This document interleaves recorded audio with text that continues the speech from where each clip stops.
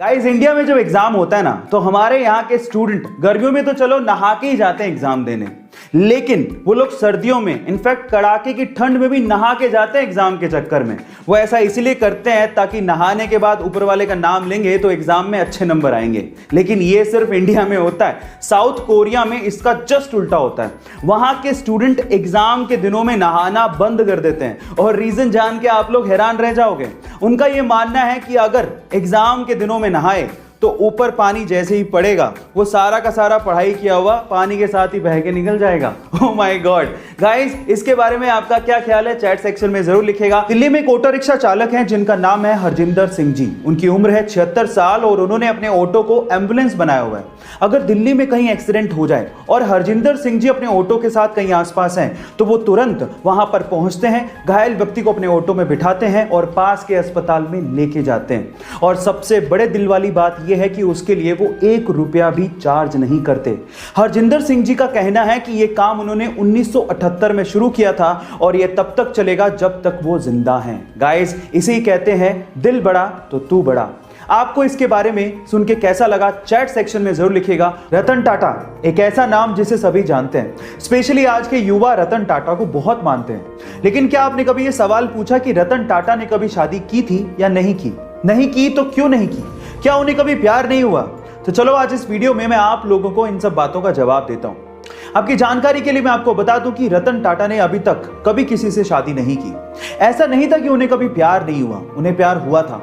वो लड़की actually LA यानी कि लॉस एंजल्स से बिलोंग करती थी। दोनों एक दूसरे से शादी करना चाहते थे, लेकिन लड़की के घर वाले लड़की को इंडिया नहीं भेजना चाहते थे और सिर्फ इसी वजह से उन्होंने लड़की की शादी कहीं और कर दी।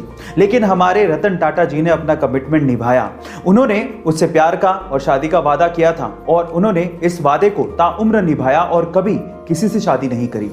यह है उनकी लव स्टोरी, एकदम उनके जैसी परिपक्व। इरिन नाम की एक महिला बहुत समय से बंजी जंपिंग करना चाहती थी। एडवेंचर किसे नहीं पसंद, और इसके लिए वो जाम्बिया गई और उन्होंने दिन चुना 31 दिसंबर 2011 का। लेकिन जिस नदी के ऊपर से वो बंजी जंपिंग करना चाहती थी उस नदी में बहुत सारे मगरमच्छ थे। जैसे ही उन्होंने छलांग लगाई उसके बाद वो हुआ जिसका उन्होंने सपने में भी अंदाजा नहीं लगाया था। वो जैसे ही कूदी रस्सी टूट गई और वो सीधे उस नदी में जाके गिरी जहां पर बहुत सारे मगरमच्छ थे। नदी का बहाव बहुत तेज था, लेकिन उस बंदी ने हार नहीं मानी और जैसे तैसे करके पत्थरों से टकरा के वो किनारे तक पहुंची और अपनी जान बचाई। कभी कभी एडवेंचर हमारे लिए लेने के देने कर देते हैं, लेकिन इस महिला की जाबाजी के लिए 1 लाइक तो बनता है। में पॉजिटिव रहना यानी कि पॉजिटिव एटीट्यूड रखना बहुत ज्यादा जरूरी है और ये सब जानते हैं। जब लाइफ में सब कुछ अच्छा चल रहा होता है तो सभी लोग पॉजिटिव ही थिंकिंग रखते हैं, अच्छा सोच रहे होते हैं। लेकिन जब लाइफ में तकलीफें आती हैं तब पॉजिटिव कैसे रहा जाए ये आप रेस के घोड़े से सीख सकते हो। कैसे, मैं आपको बताता हूं।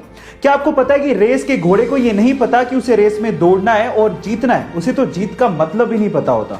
वो सिर्फ इसलिए दौड़ता है क्योंकि उसका मालिक उसके ऊपर बैठ के उसको तकलीफ दे रहा होता है, उसे पोक कर रहा होता है ताकि वो तेज भागे। समझ रहे हैं आप? ताकि वो जीते और उसे रिकॉग्निशन मिले। इसी तरह से आप लोग हमेशा याद रखिएगा, जब जब आपको आपकी लाइफ में तकलीफें मिलें आप लोग याद रखिए कि मालिक आपको जिताना चाहता है। इस तरह से आप अपने एटीट्यूड को अपनी लाइफ में पॉजिटिव बना के रख सकते हैं, तब भी जब आपकी लाइफ में तकलीफें हों। ऐसी अमेजिंग मोटिवेशनल वीडियोस के लिए YouTube पे हमारे चैनल को सब्सक्राइब कर लीजिए और अगर आप इंस्टाग्राम पे देख रहे हैं तो मुझे फॉलो करना मत भूलिएगा।